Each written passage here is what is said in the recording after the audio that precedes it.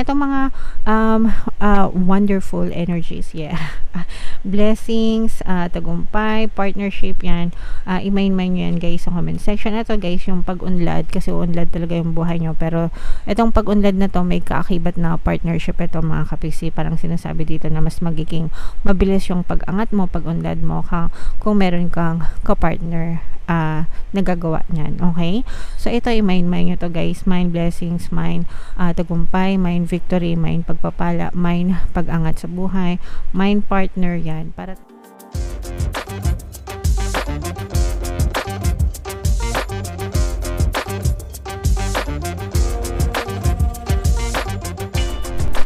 hello guys, hello Aquarius, welcome back to Pinay Pixie Tarot.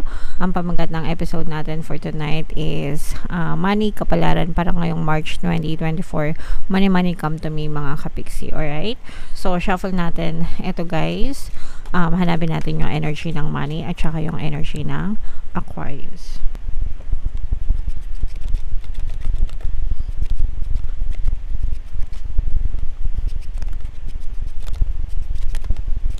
So, ito yung money energy, mga kapixie. Ngayon naman, hanapin natin yung energy ng Aquarius.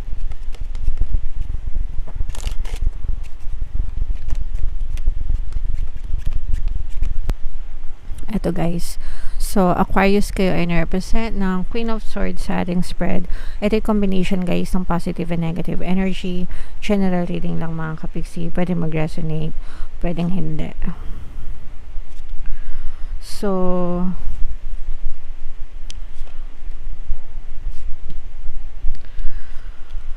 lumabas din dito yung masculine energy guys, no? Masculine energy ng air sign, Aquarius, Gemini, Libra. So for some of you, maaring may ganyan din kayo sa inyong natal chart. Ito yung negative and positive mga kapiksi. Very positive guys, kasi very blessed kayo sa buhay nyo. Kung napapansin nyo, no? Una pa lang lumabas na yung sun energy and magaan, maliwanag yung magaan yung pasok ng pera sa inyo, maliwanag yung maalwan yung pamumuhay nyo. But at the same time, marami ring nanluloko sa inyo. So yung iba sa inyo guys, parang feeling ko, maraming beses na kayong na-scam mga kapiksi. Okay? And parang sinasabi ngayon na medyo maghinay-hinay na kayo sa paglalabas ng pera mga kapiksi, kasi parang nasasayang yung mga ini-invest nyo. Yung iba sa inyo guys, parang feeling ko hindi lang kayo isang beses na na-scam. Comment down below if nakaka-resonate kayo. Pero maaaring multiple times na, no? Ibig sabihin parang try ka lang try, ganyan. Pero each time na nagtatry ka, parang wala pa rin mga kapiksi. And ang ending, parang palagi pa rin kayong nai-scam. So, dumadating kayo dun sa point na umiiyak kayo kasi nasasayang, kasi sobrang sipag nyo mga kapiksi, no? Kumbaga talagang dedicated kayo, effort kayo sa paghahanap nyo mga kapiksi, pero yun nga, dumadating yung time na kapag na-scam kayo, talagang umiiyak kayo mga kapiksi, okay? Kasi nga hard-earned money nyo siya, parang hindi nyo naisip na maluloko kayo or may scam kayo, and baka nga yung iba sa inyo, no, kung sino pa yung mga kakilala nyong tao, ganyan, pwedeng na-scam nila kayo.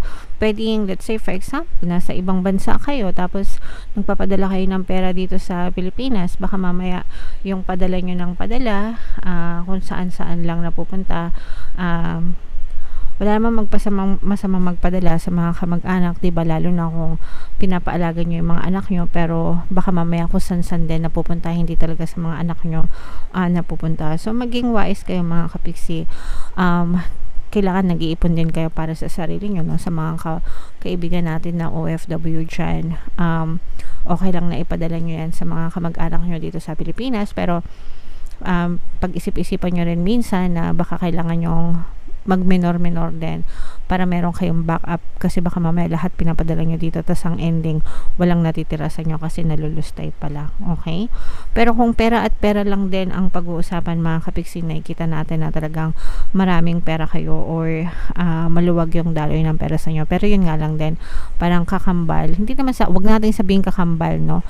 Yun nga lang, parang naluloko pa rin kayo. So medyo mag-ingat na lang kayo sa mga tao na pinagkakatiwalaan nyo mga kapiksi. Alright? Yung iba sa inyo guys, nakikita natin na may mga plano kayo, no? nag-iisip, nagpaplano, ganyan, naghahanap ng iba pang mapagkakakitaan, pero hindi kayo kumikilos, hindi kayo uma-action. Kumbaga lahat yan nasa isip nyo pa lang, mga kapiksi. And okay lang naman yan guys, kasi kailangan talaga magsaliksik muna kayo, 'di ba? Pinaplanong mabuti, nire-research mabuti lahat ng gagawin bago gumawa ng hakbang para maiwasan din yung mga losses, no, at the same time. Alright? So, ayan, no, ang kakambal nyo talaga, guys, is success, tagumpay, no? Masasabi natin kakambal nyo yan, guys. Kaya lang, parang for some of you, parang hindi nyo siya na-experience or hindi nyo siya nakikita kasi nga yung iba sa inyo parang naluloko kayo. So, mag-ingat-ingat na lang kayo, mga kapiksi. Mas magiging madali sa inyo yung pag-angat, guys, sa inyong buhay kung meron kayong katulong.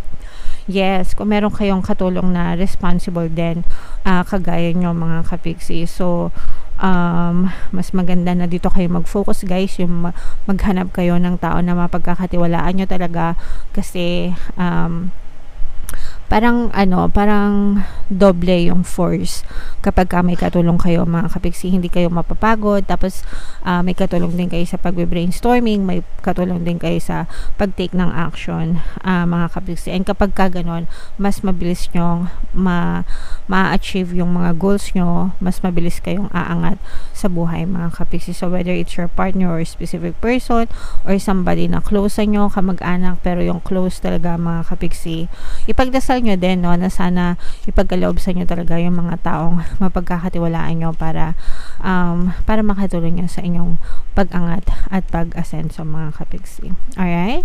Okay, so comment down below, guys, if feeling nyo naka-resonate kayo dyan. Itong mga wonderful energies, yeah. Blessings, tagumpay, partnership, yan. I-main-main nyo yan, guys, sa comment section. Ito, guys, yung pag-unlad, kasi unlad talaga yung buhay nyo, pero itong pag-unlad na to, may kaakibat na partnership ito, mga kapiksi. Parang sinasabi dito na mas magiging mabilis yung pag-angat mo, pag-unlad mo, kung meron kang kapartner nagagawa niyan. Okay? So, ito, i-mind nyo to, guys. Mind blessings, mind tagumpay, mind victory, mind pagpapala, mind pag-angat sa buhay, mind partner, yan. Para talagang maramdaman nyo yung energies. Maklaim nyo yung energies, mga kapiksi. Alright? Okay. So, comment down below if feeling nyo naka-resonate kayo dyan, guys. Ito yung ating mga money manifesting techniques. Bubunot tayo ng isa dito, guys. Bago tayo bumunot, panoorin nyo muna tong ating video regarding sa ating paano mag-manifest ng abundance video course. Kapiksi, sawa ka na ba sa mga struggles at hirap sa buhay mo? Masipag ka ba at masikap sa buhay ngunit hindi ka pa rin umaasenso? Ilang beses ka na bang nag-attempt magnegosyo at mag-invest pero palagi ka pa rin nalulugi? Sa pagkakataon na ito ay maaaring may subconscious beliefs ka na nagiging balakid sa iyong pag-unlad at pagyaman. Introducing, paano mag-manifest ng abundance video course. Dito ay matututunan mong ma-overcome ang mga balakid mo para tuluyan ka ng umunlad, umasenso, sumagana, maging matagumpay, successful at maswerte sa iyong kabuhayan, pera, trabaho, negosyo, salapi at kaperahan ng bonggang-bongga.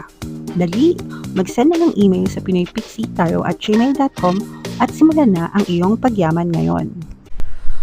Alright. So, sabay-sabay tayo magpayaman ngayon 2024, mga kapiksi. Mag-avail na kayo ng course, guys, kasi sobrang ganda talaga niyan. And good news, mga kapiksi, dahil ngayong February, no, until February 29, guys, magbibigay ako ng 200 pesos na discount sa lahat na mag-a-avail ng course. Kaya mag-avail na kayo, mga kapiksi. Sobrang ganda yan, guys. And meron din tayong email coaching, manifest your desires using the law of attraction. If meron kayong mga specific na gusto nyong i-manifest, pwedeng love and relationship, pwedeng money or career, pwede kayong magpabook ng email coaching session with me, guys. Mag-send lang kayo ng email sa pinoypixitaro@gmail.com. So, ito yung additional na message para sa inyo, guys, or money manifesting techniques.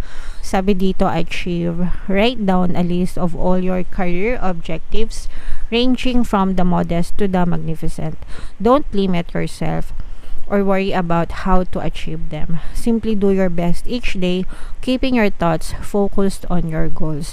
So, eto, guys, limited sa career objectives, no? Pero kahit hindi sa career, mga kapiksi, kahit saan, money objectives nyo, ganyan, isulat nyo siya from modest to the magnificent, no? kumbaga, wag niyong limitahan yung sarili niyo, no? Don't limit yourself, di ba? Or worry, no? Especially yung pag-worry. Paano ko kaya siya ma-achieve? Kailan ko kaya siya ma-achieve? Yung mga ganyan. It's not your job, no? To worry about your desires. Ang worry mo is, ang trabaho mo is i-declare kung ano yung gusto mo. So, may example nito, guys. Gusto ko magkaroon ng salary increase. Gusto kong lumaki yung sahod ko. Parehas lang pala yun. Gusto kong kumita ng XX amount of money araw-araw, ganyan. Gusto ko magkaroon ng bahay, gusto ko magkaroon ng kotse, yan, mga life objectives, diba? Gusto kong ma-promote as supervisor, gusto ko maging night shift ako sa trabaho. So, yung mga ganun, guys. Whatever, kung ano man yung desire nyo, isulat nyo sila, ranging from the modest to the magnificent. And every day, kailangan nyo lang i-focus yung attention nyo dun sa mga bagay na gusto nyong ma-achieve sa buhay, guys. Kahit multiple manifestation pa yan, guys, no? It's okay to have multiple manifestations, mga kapiksi. Basta fino-focus nyo yung attention nyo. Pero wag nyong kukontrahin, no, ng pagkanega nyo. Kasi let's say, for example, nag-a-apply kayo ng trabaho and ang goal nyo right now is matanggap sa trabaho. So, dapat ang attention nyo nakafocus dun sa natanggap ako sa trabaho, matatanggap ako sa trabaho, makakapasa ako sa trabaho, makapagsimula ako sa trabaho, and ganon, dapat yung pattern of thoughts nyo. It doesn't matter kahit past, present, or future yung statement or affirmations na sinasabi nyo, basta supporting your desire, okay? Huwag nyong kukontrahin na, naku, baka hindi ako makapasa, naku, baka iba yung matanggap, naku, baka hindi ako matanggap dyan sa trabaho na yan. So, wag ganon, no? Kasi sinasayang yung effort nyo, guys.